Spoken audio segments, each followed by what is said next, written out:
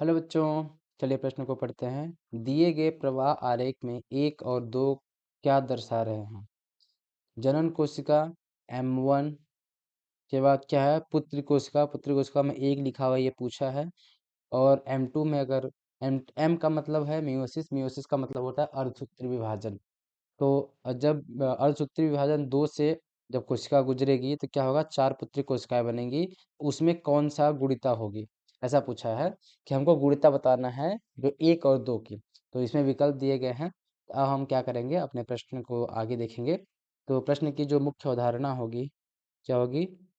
मुख्य अवधारणा क्या होगी कि अर्धसूत्री विभाजन, अर्धसूत्री विभाजन। अब अर्धसूत्री विभाजन क्या होता है? यह कहाँ होता है? यह मुख्यतः बोल सकते हैं कि यह जनन कोशिकाओं में होता है। कहाँ?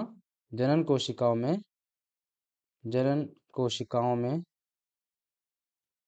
कोशिकाओं में युग्मक निर्माण के लिए, युग्मक निर्माण के लिए जो विभाजन होता है उसको क्या बोलते हैं? अर्धसूत्रीय विभाजन। और इसको क्या बोलते हैं? एक तरह से न्यूनकारी विभाजन भी कहते हैं, क्योंकि इसमें क्या होता है? गुणसूत्रों की संख्या आधी हो जाती है। अब इसमें भी क्या होता है कि जो अर्धसूत्रीय विभाजन होता है वह 2 प्रकार से होता है। कौन कौन सा? एक है अर्धसूत्री विभाजन एक, अर्धसूत्री एक, अर्धसूत्री एक। और दूसरा क्या है? अर्धसूत्री दो। इसमें क्या है? अर्धसूत्री मतलब अर्धसूत्री विभाजन। हमारे प्रश्न में इसको कैसे लिख के दिया है? इसको लिख दिया है M1 और इसको क्या लिख दिया है? M2। का मतलब होता है वही कि अर्धसूत्री विभाजन एक और अर्धसूत्री विभाजन दो। अब अर्धसूत्री विभाजन एक क्या होता है कि इसमें इसको क्या बोलते हैं? यह मतलब किसमें विभाजन होता है? यह होता है समजात गुणसूत्र विभाजन होता है। समजात गुणसूत्र में क्या होता है? विभाजन होता है। और समजात गुणसूत्र में विभाजन के फलस्वरूप क्या होगा कि जो सिस्टर क्रोमेटिड बन जाती है। क्या बनता है इसमें? सिस्टर सिस्टर क्रोमेटिड का निर्माण होता है। इसमें अर्धसूत्री वन में क्या होता है कि सिस्टर क्रोमेटिड का क्रोमेटिड का निर्माण होता है। अब इसमें क्या होगा? सिस्टर क्रोमेटिड का निर्माण होगा तो अगर मानते हैं कि अगर जनन कोशिका, हम देखें अगर इसमें जो जनन कोशिका होती है, जनन कोशिका, अगर उसमें कितने गुणसूत्र हैं? अगर उसमें 2n गुणसूत्र हैं तो जो सिस्टर क्रोमेटिड बनेगा, सिस्टर क्रोमेटिड क्रोमेटिड बनेगा, उसमें भी क्या होगा? 2n। जैसा कि अगर हम अपने जब पढ़ते टाइम पे देखा था, अगर चित्र में देखा है तो जो सिस्टर क्रोमेटिड होता है, जैसे कि अगर कोशिका विभाजन विभाजन में जाती है तो अगर गुणसूत्र इस प्रकार से है, अगर गुणसूत्र इस प्रकार से है तो वह सिस्टर क्रोमेटिड में जाके वो कैसा होगा? वह ऐसे बन जाता है गुणसूत्र इस प्रकार से। तो क्या होता है? इसमें गुणसूत्र अलग नहीं हुआ, मतलब कि अगर इसके गुणिता 2n है तो इसकी भी गुणिता क्या होगी? इसकी भी गुणिता क्या होगी? 2n ही होगी। अब जब कोशिका यह 2n के बाद यहाँ से जब किस में जाती है? अर्धसूत्री विभाजन 2 में।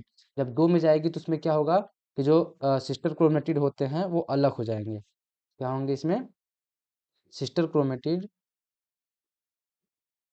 सिस्टर क्रोमेटिड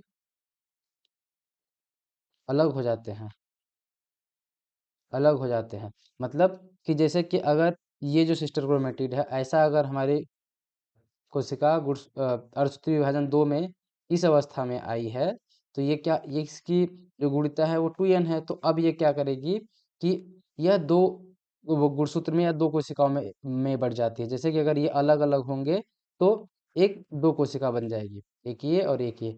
तो एक गुणसूत्र इसमें आ जाएगा और एक गुणसूत्र इसमें आ जाएगा। तो इसमें क्या हो जाएगी? इसकी गुणिता हो जाएगी n और n, इस प्रकार से। तो अगर हमारी कोशिका अगर अर्धसूत्री विभाजन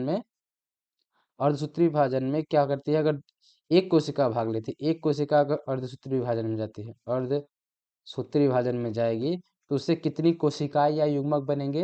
तो 4 कोशिकाएं, कोशिकाएं या हम क्या दे बोल सकते हैं? युग्मक 4 बनेंगे। और उनकी गुणिता क्या है, अगर यहाँ 2n है तो उन सभी की गुणिता क्या हो जाएगी, n हो जाएगी। अब हम अपने प्रश्न को देखते हुए सही उत्तर को चुनेंगे। तो हमारा प्रश्न क्या है कि जनन कोशिका में उसकी गुणिता कितनी है, 2n। तो दो पुत्री कोशिकाओं में, जिसमें मतलब कि जो दो पुत्री कोशिकाएं हैं जिनको हम सिस्टर क्रोमेटिड बोल रहे हैं, तो उनकी गुणिता भी क्या होगी, 2n ही होगी। और जो अब जब वह अर्धसूत्रीय विभाजन 2 से गुजरेगी, तो जो जो ये 2n है, दो पुत्री कोशिकाएं हैं, वो 4 पुत्री कोशिकाओं में बन जाएगी। मतलब कि दो पुत्री कोशिकाएं बनेंगी, पुत्री कोशिकाएं, या उनको हम बोल सकते हैं क्या, सिस्टर क्रोमेटिड। तो 4 पुत्री कोशिकाएं बनेंगी और उनकी क्या गुणिता होगी, उनकी गुणिता होगी n। तो हमारा क्या है, पहला 2n, दूसरा क्या है, n। तो देखते हैं विकल्प में, पहले विकल्प में क्या है, पहला 2n दूसरा n, हाँ ये हो सकता है। दूसरे विकल्प में क्या है, पहला n है, ये गलत है, दूसरा भी n इसलिए गलत है। तीसरे विकल्प में क्या है कि पहला n दूसरा 2n, ये तो ये गलत है। चौथा विकल्प क्या है, 2n ये भी गलत है। तो दिए गए प्रश्न का उत्तर क्या हो जाएगा, विकल्प एक, जो कि है 2n और n। आशा करते हैं आपको दिए गए प्रश्न का उत्तर समझ आया होगा। धन्यवाद।